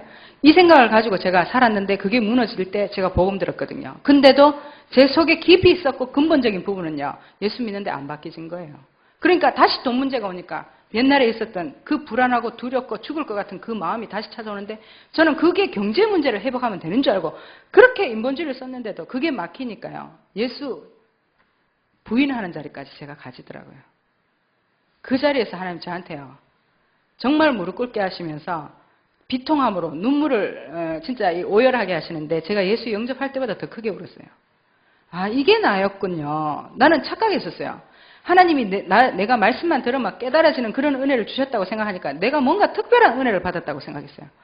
그리고 영적으로 뭔가 내가 막 깨어 있어서 내가 막 이 영적인 막 힘이 있고 능력이 있는 줄 알았어요. 그러니까 하나님 더 축복하고 이런 줄 알았는데 제 실상은요, 이 경제 문제, 이 돈 문제를 넘어설 수 없는 이게 영적 문제로 걸려서 예수 믿지만 또 다른 운명 속에 계속 운명으로 이 노예되는 이 운명으로 갈 수밖에 없는 내 자신을 못 보고 있었던 거예요. 그러니까 하나님은 나의 근본 문제를 해결하시기 위해서 내 진짜 모습을 보게 하시는데 돈 문제 앞에서 저는 신앙, 믿음, 뿌리, 그 구원 하나도 못 누리는 거예요. 저희 언니가 제가 예수 영접하고 한 달 만에 돌아가셨거든요. 나는 그 죽음을 못 볼 것 같아서 내가 먼저 죽어야 되겠다고 생각을 했었어요. 근데 그 죽음이 얼마나 하나님이 은혜를 주시냐면요. 잘 죽었다는 게 아니고 그 죽음이 아니었던들 내가 이 복음을 들었고 구원을 받았겠나 이 생각이 드니까 저희 언니 장례식장에서요. 제가 눈물이 안 나고 하나님께 감사가 되어지면서 하나님 이 생명이 절대 헛되지 않도록 내가 일평생 전도하겠다고 그렇게 소원했던 저였거든요. 근데 돈 앞에서 그 믿음이 없는 거예요. 이러려고 나를 구원했습니까? 나를 차라리 불러가라. 난 더 이상 못하겠다.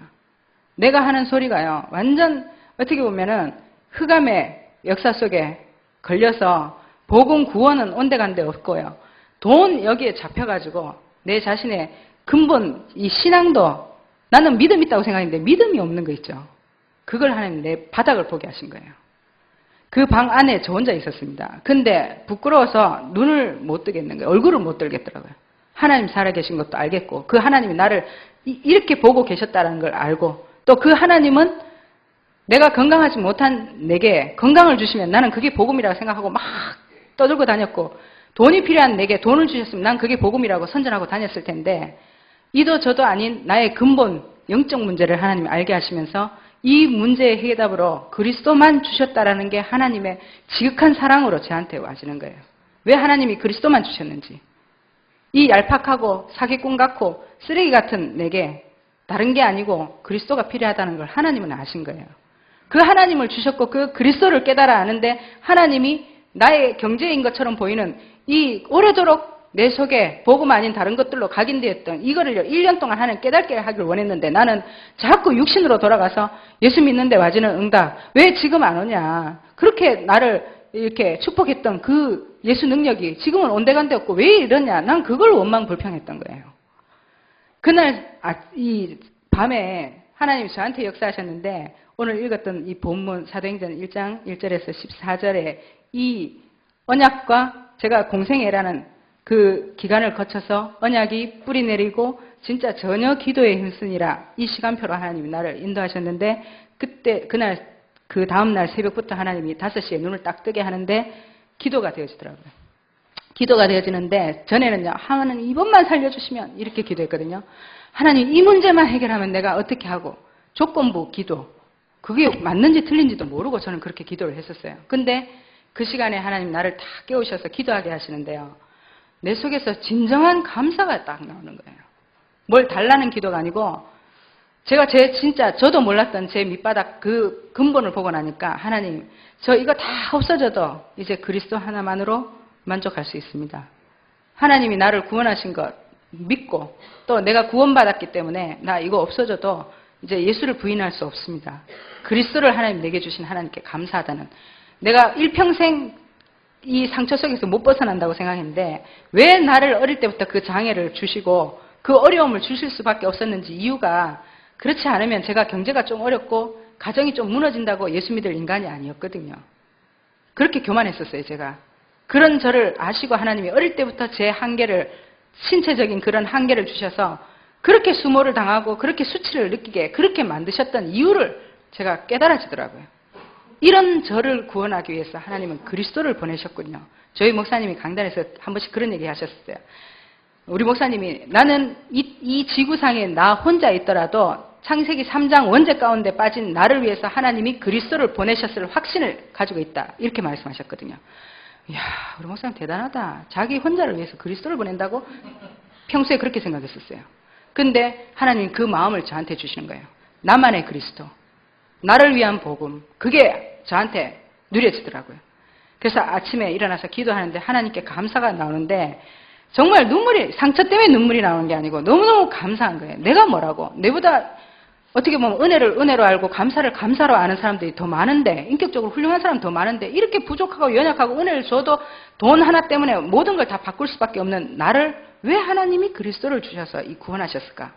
그 이유가 이상할 만큼 안 믿어지면서도 크게 와닿는 거예요. 내 의지와 상관없이 주신 그리스도. 그걸 한 10일 정도 기도했는데, 이거는 저 개인적인 체험입니다. 10일째 새벽 기도 딱 하고 나서 이 사도행전 2장 1절에 그 응답이 오는데 한 10여일 걸렸잖아요. 이건 제가 억지로 끼워 맞추는 건 아닌데 저한테도 그 체험이었어요. 10일 새벽 기도하고 아침에 출근을 딱 하는데 뒤에서 행색이 이상한 사람이 하나 따라 올라오는 거예요. 그 무릎 튀어나온 체육복을 턱 입고 난 가스 배달하러 왔나 이러면서 먼저 올라갔는데 여기 사장님 계십니까? 하면서 이렇게 부르더라고요. 그래서 내가 전데 왜 그러세요? 그러니까 이 가게 팔려고 내놨죠 이러더라고요. 1년 동안 그렇게 부동산에 아는 사람한테 얘기해도 보러 오는 사람 한 명도 없었는데 올라와가지고 그 얘기를 하길래 저는요, 또 재수없이 또 이렇게 하나 걸려가지고 또 일어나 이런 생각이 들었었어요. 근데 이 사람이 자기가 이거 들었는데 계약하고 싶어서 왔다는 거예요. 그래서 너무 가짜나서 제가 계약하려면 돈이 있어야죠. 이러니까 자기가 은행 갔다 오겠다 그러더라고요. 1시간 만에 1,000만 원짜리 수표를 계약금으로 딱 갖고 왔는데 영수증을 적어달라는 거예요. 계약금 받은. 그걸 제 손으로 적는데 손이 덜덜 떨리는데 이거 혹시 하나님이 하셨나? 이 생각이 들었어요. 그렇게 막혀있던 그 길이 어떻게 이렇게 쉽게 풀릴 수가 있어요. 그래도 어느 부동산에서 왔냐니까 부동산에서 얘기 안 들었대요. 아는 사람 통해서 들었는데 자기가 이거 사고 싶다는 거예요. 그래가지고 내가 너무 안 팔리니까 제일 낮은 금액으로 했던 그 금액보다 1,000만 원 더 많은 틀린 금액으로 알고 와가 이 금액 맞죠? 이러는 거예요. 맞다 그랬죠 제가. 그래가지고 그 금액으로 그 가게를 팔게 됐어요. 그리고 교회당을 30평짜리로 옮기고 저는 이제 1층으로 매장을 옮기면서 이제 이렇게 새롭게 이 산업도 시작을 하게 됐는데 그때부터 하나님이 그 2년 동안은 제가 예수 믿고 열심 특심으로 전도하고 교회 섬기고 했던 그런 부분들을 하나님 힘을 다 빼시고 그때부터 성령이 역사하는 것들을 하나님 보게 하시더라고요. 제가 만나서 막 복음 전하려고 하는 게 아니라 만나지더라고요. 만나져서 복음 전했는데 하나님이 그 속에 예비된 제자들을 만나게 하셨어요. 그래서 그동안에 목사님이 저를 개인 양육자로 세워서 이 개인 양육하라고 주신 그 현장이 있었는데 제가 안 바뀌니까요. 그 현장에 그 영적 문제 심각한 그 자매가요. 늘 시달리고 반복되고 알람 3개를 해가지고 주일날 아침에 깨워졌는데도 교회를 못 올 정도로 그렇게 시달리는 거예요. 그래서 저는 그 자매가 영적 문제 심각하다 생각했어요. 목사님 자는 안 돼. 그걸 내가 내 입으로 몇 번이나 얘기했다니까요. 근데도 목사님 계속 하라고 얘기해서 할 수 없이 가면서도 한번 대판 싸우고 이제 얼굴도 다시 안 볼 정도로 대판 싸워가지고 이제 끝내자 이럴 정도로 마음이 막 그렇게 했었던 그 자매가요. 제가 영적 문제를 좀 이해하고 나서 그 자매에 딱 갔는데 율법적이고 종교적인 메시지가 아니고 저는 그동안 그 메시지를 하는지도 몰랐어요. 예수 믿으니까 니는 이렇게 살아야 된다. 이게 예수 믿는 증거다. 이렇게 하면서 영적 문제 있는 사람을 더 눌리게 했었던 거예요. 근데 제가 제 자신에게 비춰진 모습, 제 밑바닥을 보고 나니까 가서 보니까 저보다 영적 문제가 덜 심각해요. 그래서 가서 제가 복음을 얘기하기 시작하는 거예요. 네 문제가 영적 문제다. 그래서 네가 하고 싶지만 네 의지대로 안 되는 거다. 그래서 하나님이 어떻게 보면 그리스도를 주셨고 그 그리스도를 통해서 네가 은혜 받으면은 네는 안 되지만은 하나님이 네게 그 힘을 주실 것이다. 그러고 돌아왔는데 이 자매가요. 깨우지도 않았는데 주일날 예배 시간에 탁 앉아있고 사람이 바뀌어지기 시작하는 거예요. 내가 그렇게 바꾸려고 했을 때는 안 되던데 내가 좀 바뀌고 나니까 이 사람에게 하나님이 역사하는데 이게 내가 놀랄 정도로 바뀌어지기 시작하는 거예요. 그때 제가 이게 복음이구나. 그렇게 깨달아졌어요. 그러면서 제 있는 현장에서 이제 기능을 배우기 위해서 오는 이런 직원들이나 또 기능을 가지고 있는 자매들이 만나지는데 그 사람들에게 계속 복음 전한 거예요. 만나졌으니까. 그 중에 지금 21명이 저희 직원이 됐거든요. 그래서 지금 6호점 인테리어를 하고 있는데 다음 달에 오픈을 하는데 6호점을 오픈하는 그 과정 중에 이런 제자들과의 만남을 하나님이 한 사람 한 사람 주셨어요. 저를 통해서 복음을 듣거나 아니면 저희 목사님을 통해서 복음 들은 사람들을 이제 이 기능을 가리키거나 해서 지금 21명이 있는데 3명이 불신자고 나머지 18명이 저희 교회 다 이렇게 그 성도들이고 그 중에 저 말고 장로, 안수집사, 권사 그런 청년들이 사명자들이 지금 나와 있거든요. 거기서. 그런 응답을 하나님이 현장에서 하나님 보게 하시는 거예요. 저는 정말 이렇게 이 사람들 영혼을 두고 복음 전했는데 이 사람들이 그 복음 듣고 가정 복음화 되어지는 거 누리면서 그 다음에 자기가 결혼을 통해서 기능 선교라든가 그리고 이걸 이렇게 그 현장에서 선교사로 지금 기능 선교사로 인도받는 사람들이 세워지게 되는 거예요. 그러니까 제가 돈 할 때는 그렇게 잡히지 않던 돈이요. 제가 성령의 인도받는 쪽으로 제 인생이 딱 바뀌고 나니까 사람을 통해서요. 하나님이 저한테 돈을 주신 게 아니에요. 깨달았다고 돈을 덥석 주신 게 아니라 영적 문제 심각한 사람들을 보내시는 거예요. 보냈는데 나는 복음 전하고 이 사람들이 복음으로 세워지니까 이 사람들을 통해서 하나님이 경제를 주시는 거예요. 저한테. 그러면서 저는 그 경제를 주신 이유까지 깨달아지게 하시더라고요. 저 혼자 쓰기에는 너무 많으니까. 그러니까 이 돈을 가지고 어떻게 보면 하나님이 그것 때문에 저를 경제 훈련시켰으니까 경제에 매이지 않는 제 영적 문제가 지금도 경제 부분에 걸릴 수밖에 없는 영적 문제를 저는 알아요. 불신앙하면 계산되어지거든요. 헌금도 헌신하는 부분에 있어서도 계산되어져요. 그래서 저한테 성령 충만은 돈에 대한 가치를요. 정상적으로 끌어내려야 돼요.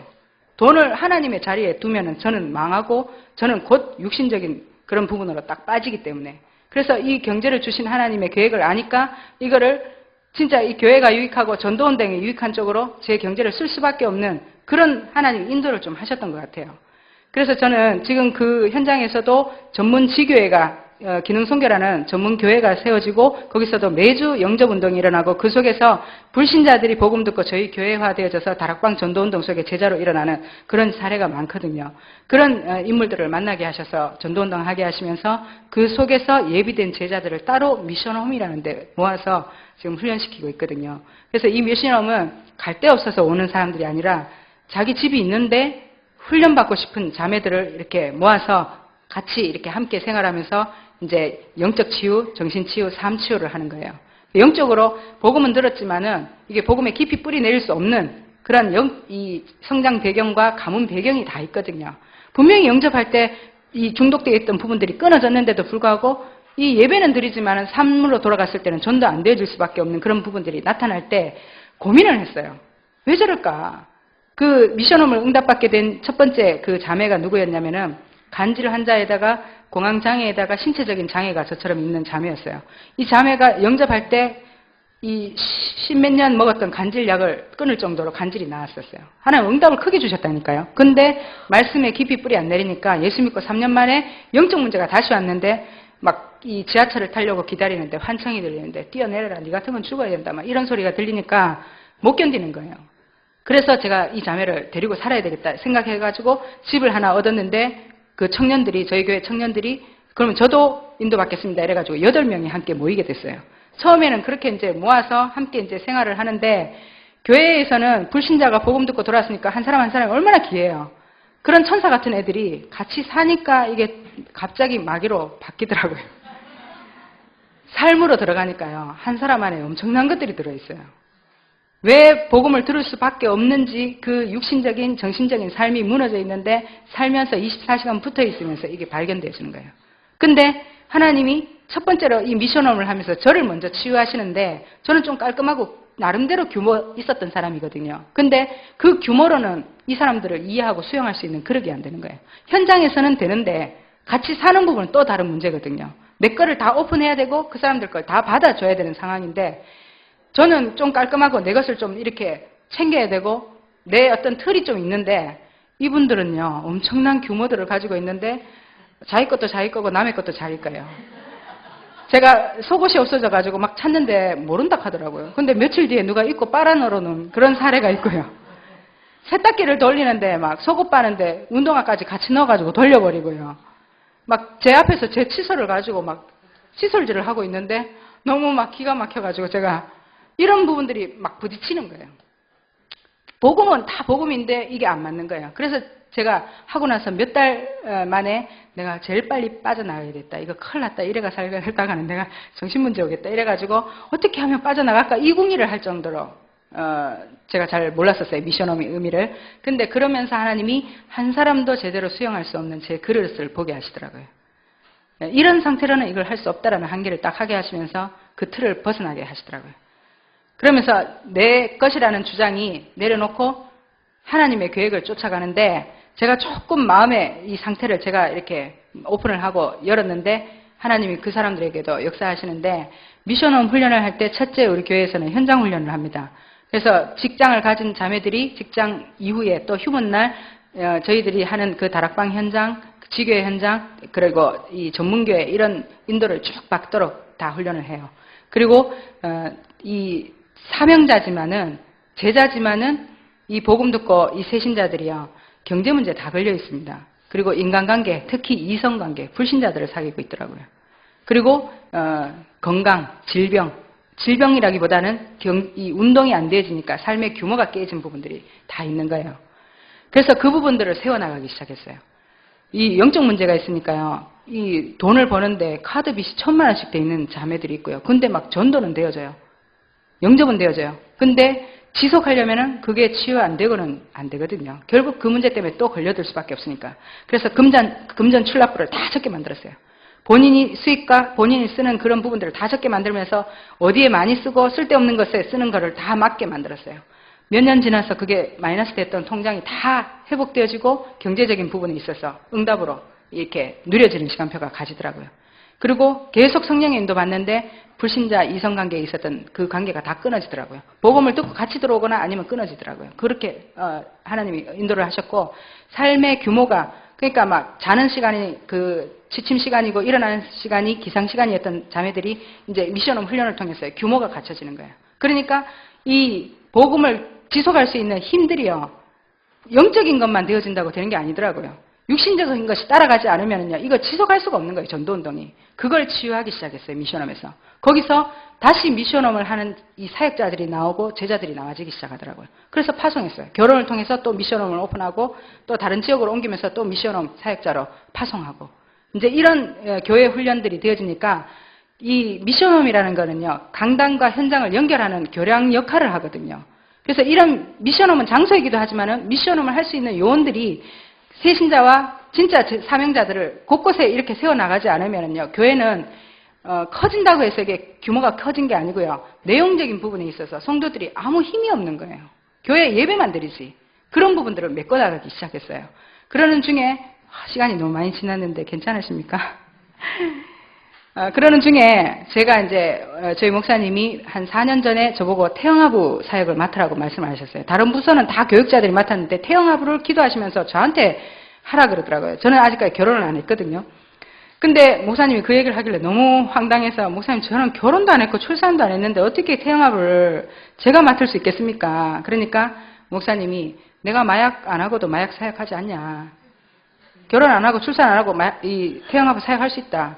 영적 문제와 그리스도만 정확하게 얘기하라 이렇게 말씀하셨어요.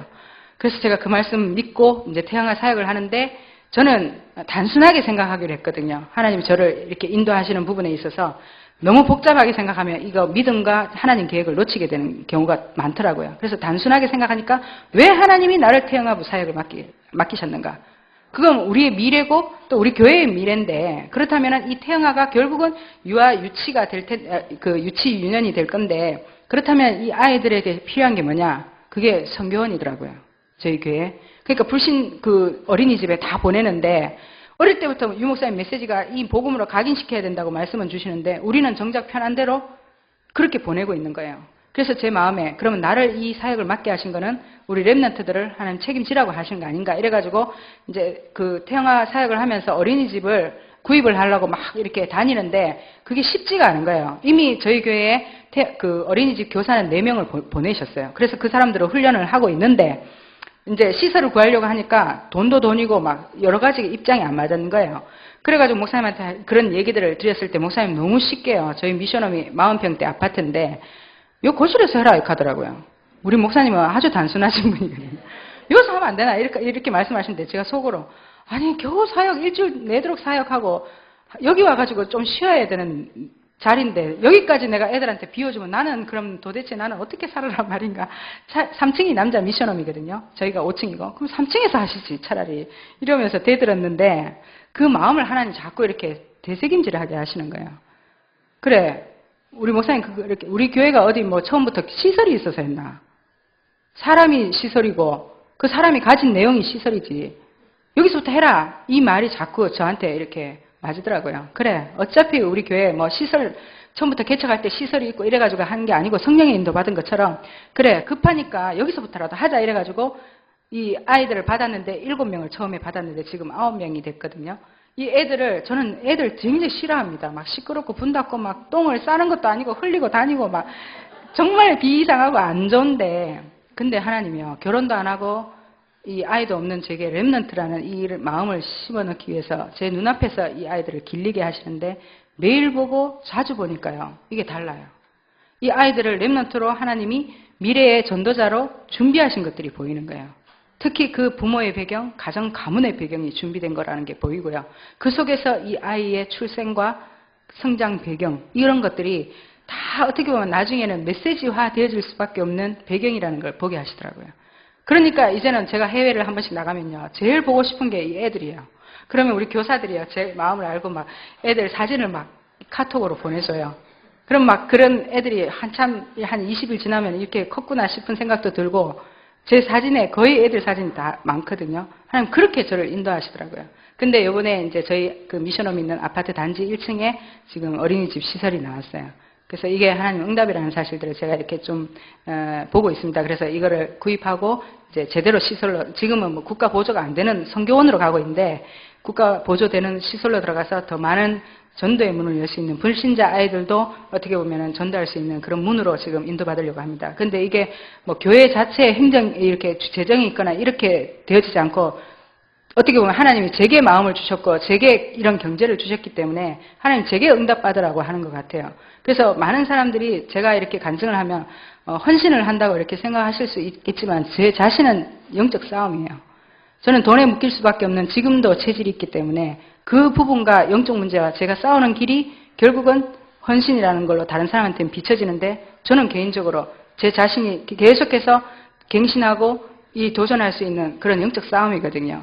그렇게 인도를 받고 있습니다. 그리고 제가 저희 목사님 이렇게 12년을 모시면서 따라다녔죠. 사실 모신 것보다는 따라다니면서 느낀 게 진짜 전도밖에 모른다는 거를 제가 이렇게 확인을 했기 때문에 목사님이 제자 사역을 하거나 어떻게 보면 현장에 필요한 이런 부분들에 있어서 당연히 경제는 따라가야 되는 거거든요. 근데 저희 교회가 산업인들이 많지가 않아요. 지금 이제 계속 하나님이 보내시는 그런 그 가정 중에 있는데 그런데 이 산업에 대한 제가 이 산업선교 회장으로 있으면서 사실 제대로 모임이나 역할도 못하지만은 왜 하나님이 목사님 통해서 저를 산업선교 회장을 세우셨는지 그 이유를 좀 알아요. 왜냐하면 목사님 보실 때도 제가 경제훈련, 복음경제라는 이런 부분들의 원리를 조금 깨달았거든요.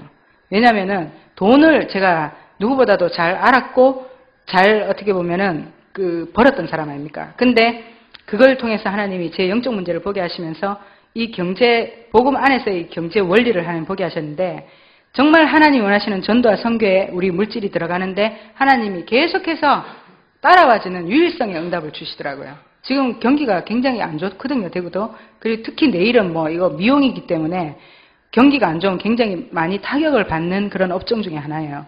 근데 하나님이 저희 그 산업을요, 계속해서 축복하시는 걸 볼 때 저는 저 한 사람 때문에 저걸 준다는 생각을 안 들더라고요.